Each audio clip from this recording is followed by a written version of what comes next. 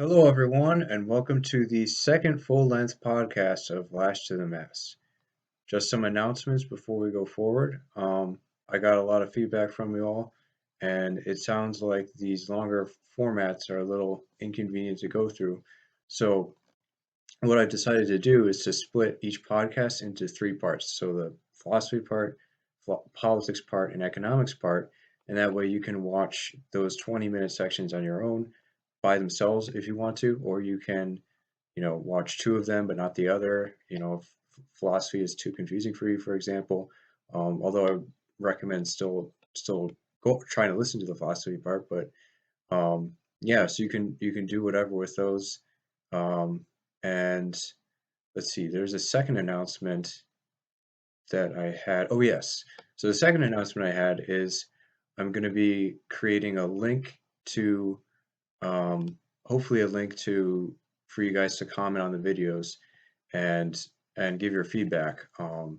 Unfortunately, the one I sent last week was not didn't work for some reason, but this I'll include this link in the Facebook post, in my Facebook post, um, as well as hopefully in the description. But I'm not sure if it'll work in the description, so we'll go from there. All right. Well, with the preliminaries out of the way, let's get into philosophy. All right. Um, yeah, so after looking at my at the previous podcast, I realized that I didn't really do full justice to Aristotle's conception of act and potency. So I'm gonna really slow down here and just take it really go really step by step. And we're gonna be covering the same exact material that was actually less material than was covered in the first section, because I really want you guys to understand what's going on. So yeah, if it hopefully this will make it easier for people to understand. But yeah, and I think I'll keep like changing perspectives on these and throwing you guys curveballs and stuff like that, just to really reinforce your knowledge of it. And at the end of this philosophy section, there will be a 10-question quiz. So prep yourselves for that. I'll review everything in the recap that you need to know for the quiz, but definitely listen up to uh, the text, and you should be good to go for the quiz. Um, yeah, and also, yeah, don't be afraid if it's really hard to understand. The famous philosopher Avicenna, it took him 40 read-throughs of Aristotle before Aristotle's metaphysics before he understood what Aristotle was saying.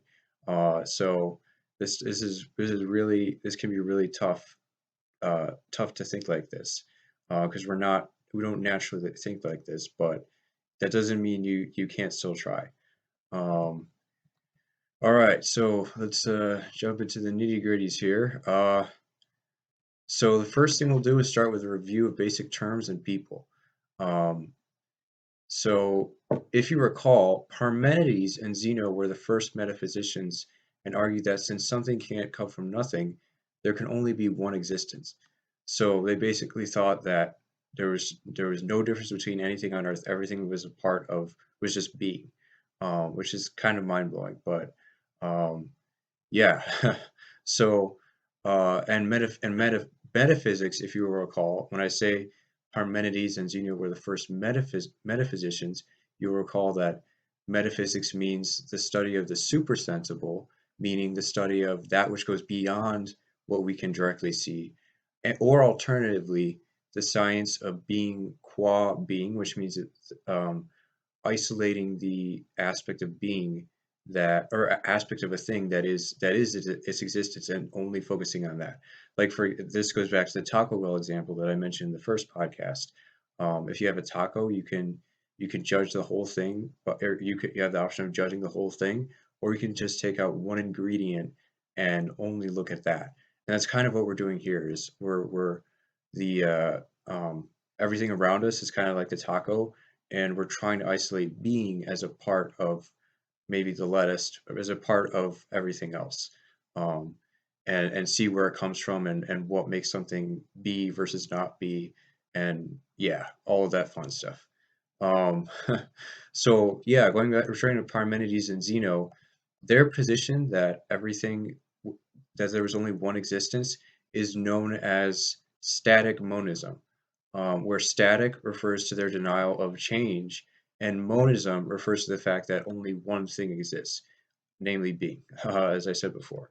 Uh, so to explain this further, let's actually introduce the concept of actuality, which refers to the part of the thing which exists or has its being. Um, so Parmenides and Zeno are trying to argue here that since only actuality exists, and remember going back to last episode, actuality just means something in the world that is existent right now. Okay, so let me back up and redo the argument then. Parmenides and Zeno are trying to argue that since only actuality exists, and since something can't come from nothing, the only thing that could separate actual existing would be non actual existence would be non-existence. So there's either the thing is or it isn't. And if the thing is, the only way to distinguish it from something that is different from itself is through nothing, because that's the only thing that's different from being is not being, and not being doesn't exist. So you're just left with being, and under this view, and there's no way to distinguish anything between, or to distinguish, uh, uh, there's no way to like divide being into multiple different uh, entities, because it's just because that would require not being modifying it, which it can't. So it's a very if you grant the premise that being only being exists, or if you grant the premise that it's only an option between being and non-being, it's actually logically coherent argument. But yeah, the starting premises are a little faulty there.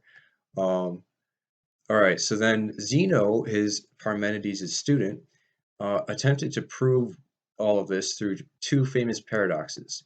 In the first one, called the Dichotomy Paradox, he argued against the possibility of change by noting that to travel from point A to point B would require traveling half the distance to point B, which in turn would require traveling half the distance to point B, and so on ad infinitum, uh, until infinity, making it impossible to even lift a foot off the ground, since lifting it up 1 inch would require lifting it up a half inch, and that in turn would require lifting up a fourth inch, and so on ad infinitum.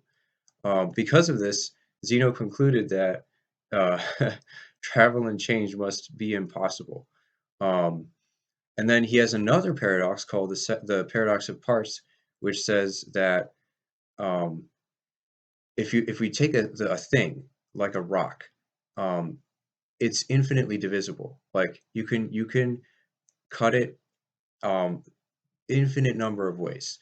Um, so but it follows from that, if you can cut it infinitely a number of ways, then it follows that that thing and all other divisible things must be infinitely large, which is absurd. Therefore, Zeno argued that being cannot have parts. And let's go back over this again, because this might be a little confusing. But remember, for Parmenides and Zeno, there's being and there's non-being. Non-being doesn't exist, so there's just being. And what Zeno's saying is, if you look at the rock, if that is being that is infinitely divisible, um, all of those infinite ways of cutting it up have to exist somehow. If they don't exist, if they don't actually exist, then they don't exist at all, and it's not even a rock we're considering.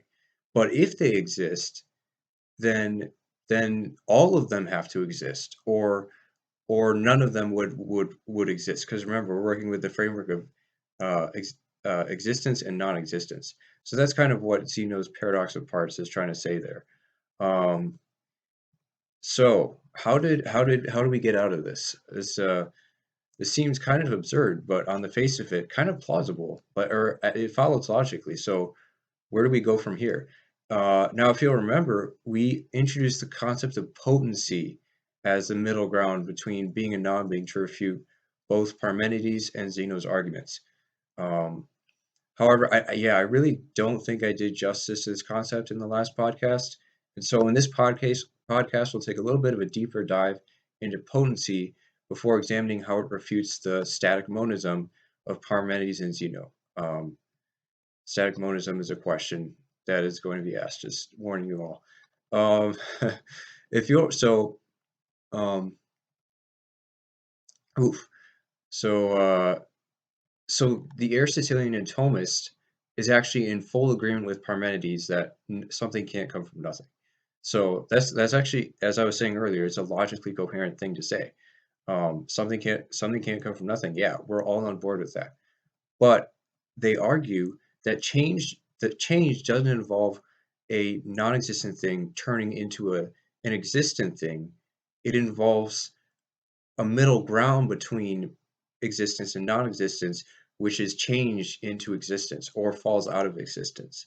And it is that is what is called potency, and that is what determines. Um, yeah, that's how you get out of the this sort of false dichotomy that Parmenides and Zeno set up, where it's only two things. It's potency.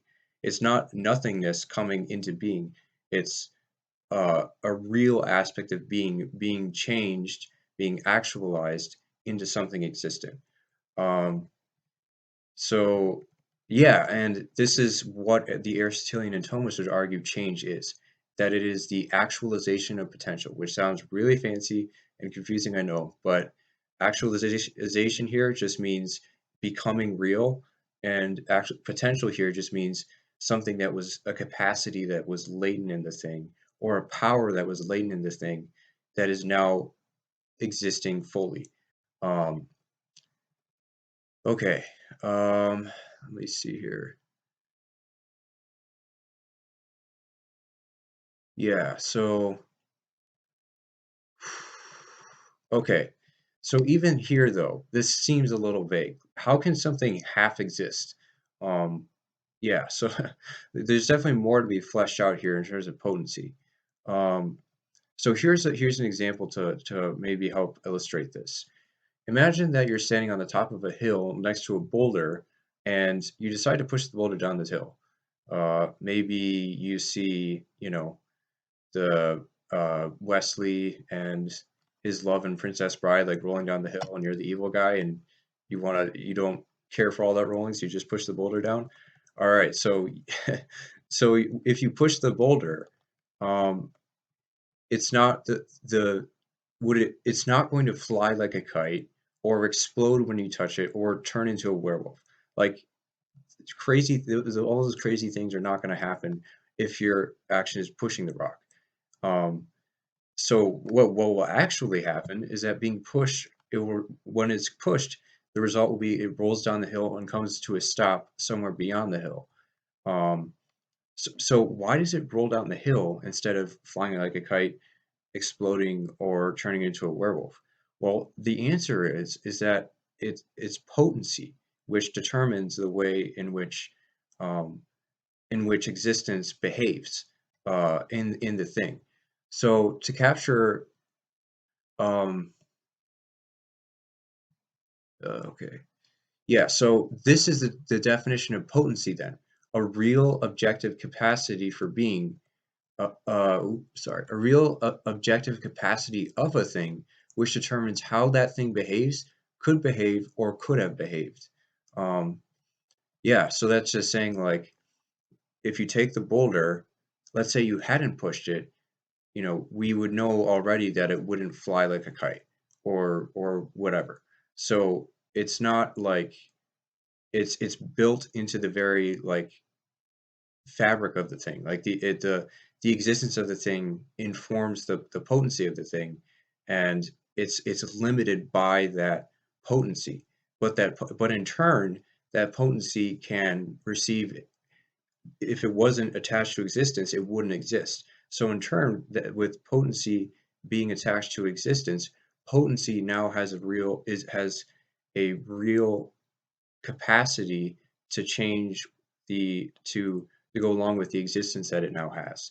Um, yeah, and Yeah, so I think I covered that pretty well. Yeah, I mean, there's obviously a lot more to act in potency than we just talked about right here, but this should suffice for defeating Parmenides and Zeno. So Parmenides' arguments that only pure actuality exists, that is just existence, and that it's impossible to distinguish objects if only pure actuality exists, fall apart because of potency. Um, and in the second place, it is because potency uh, is the way that we distinguish one object from another. So let's return back to Zeno's paradoxes here and see how they fall apart with this new concept. So in the case of the dichotomy paradox, we can say that the distance between point A and point B is only potentially infinite and not actually infinite. For example, you could travel half the distance to B from A and then half the distance again to B, but let's say if you had longer legs, you might be able to reach B in one step. Each person traveled the same amount of distance, but in the first example, the potential to go halfway from A and the potential to go from halfway to B were actualized, whereas in the second example, only the potential to go straight from A to B was actualized. So you see in that case, there was different, uh, the same distance traveled, but two different potencies activated, actualized. Sorry, not activated. Um, yeah. So then in the case of Zeno's paradox of parts, we can say that those divisions of the rock are only there potentially. The boulder is still a boulder until you actually try to divide it. It's only half a boulder potentially. Like if you cut right through it, it doesn't become a half boulder until you cut right through it. Um, yeah. Okay, so hopefully I didn't go too fast for you guys, but um, here's the recap coming up. So make sure to turn your ears on because the quiz will be right after this. Um, and everything that you need to know will be right in this recap. All right. So metaphysics is the study of supersensible or the study of being isolated from being, or sorry, that's a bad definition. Let me restart there. All right. Metaphysics is the study of the supersensible or the study of being qua being as being, isolated from the rest of the thing, like the lettuce of a taco. Um, if you're a food critic. So the first metaphysicians, so people who practiced metaphysics, were Parmenides and Zeno in about the 6th to 5th century before Christ, who held that nothing existed except for being. This is a position known as static monism. So Parmenides and Zeno's position that there is only existence is called static monism. Um, and then we have Zeno, who is famous for two paradoxes trying to illustrate this point.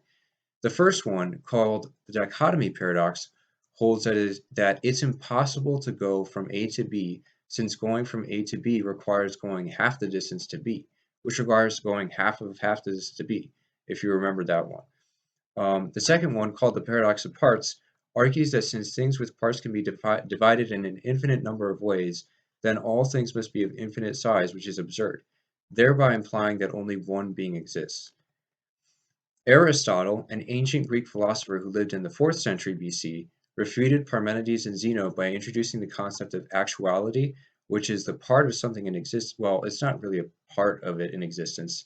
I should say uh, yeah, it's necessary for the existence of a thing, and potency, which is just the capacity for a certain type of change, how it limits actuality and determines where actuality goes.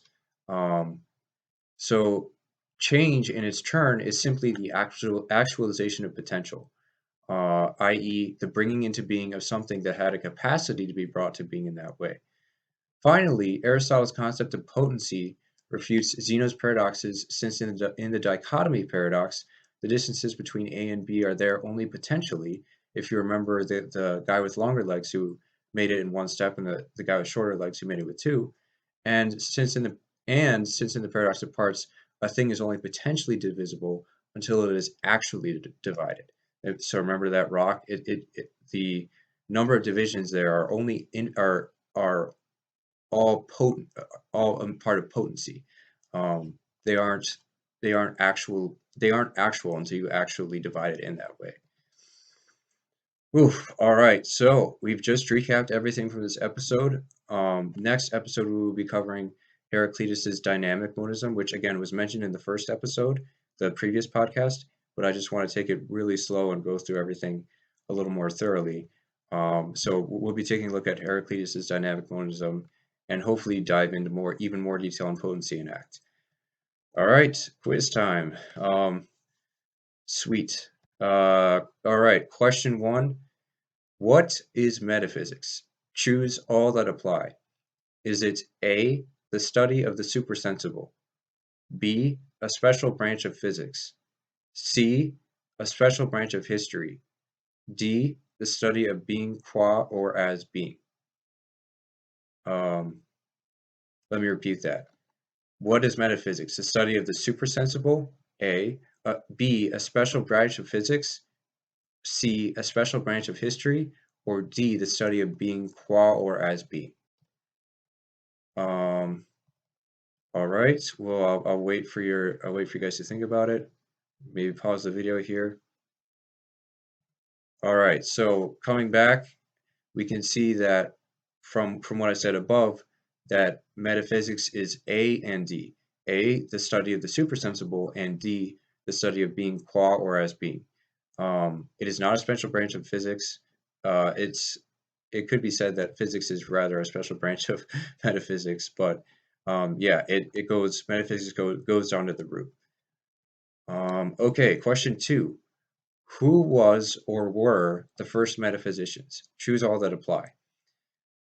A. Aristotle, B. Zeno, C. Buddha, D. Parmenides.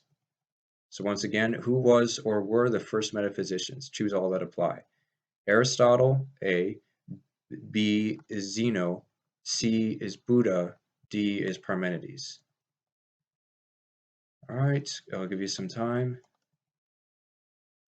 Pause your video. All right, so coming back, the correct answer is B and D, Parmenides and Zeno. They were the first metaphysicians, and they're the ones who had that sort of crazy idea that only being exists, and that only being exists. All right, so going on to question three, what is static monism? A, the state your TV is in once it goes to sleep. B, the idea that everything is in constant flux, i.e., only potency exists.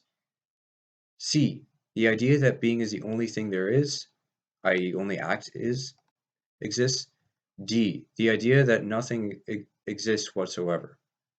Give you some time here. All right, the correct answer is C, the idea that being is the only thing there is, only act exists. All right, 4. Parmenides and Zeno believed in static monism. True or false? Give you some time. The correct answer is true. They did believe in the position of static monism. All right, question 5. Who was or were the authors of the Dichotomy Paradox and the Paradox of Parts? Choose all that apply. A. Heraclitus, B. Parmenides, C. Zeno, D. Plato. All right, the correct answer is, pause your computer. The correct answer here is Zeno, C. All right, moving on to question 6. The dichotomy paradox argues that change is impossible since the infinite amount of distance between point A and point B is infinite only potentially. So let me read that again. The dichotomy paradox argues that change is impossible since the infinite amount of distance between point A and B is infinite only. Oh crap. I totally messed up the wording of this question. That's my bad. Okay. All right. Forget everything you just heard. The dichotomy paradox argues that change is possible since the infinite amount of distance between point A and point B is infinite only potentially. True or false? The correct answer here is false, and that is because the dichotomy paradox would argue that change is impossible, not that it is possible.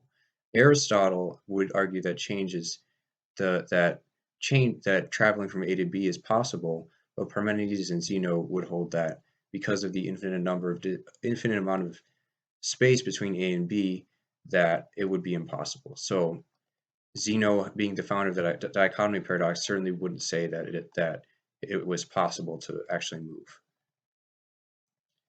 Question 7. The paradox of parts argues that only being exists, since the only thing that can distinguish being from non-being is non-being, which can't distinguish anything since it is simply nothing. True or false? All right, this one's going to be true. Question 8. What is potency? A, the capacity for change. B, a potion. C, something powerful. D, the existence of a thing. Gave you an easy one here. All right, the correct answer is A, the capacity for change. All right, question 9. What is act? A, the capacity for change. B, a play. C, a test you have to take to get into college. Oh, that's pretty good. D, the existence of a thing. Give you some time. The correct answer is D, the existence of a thing. What is change? A, the ambiguousness of palindromes. B, the actualization of potential. C, the administration of potions. D, the potentialization of act. Give you some time here. The correct answer is B. All right, that's all the questions that there are. You could go over in your head mentally how many of them you got right.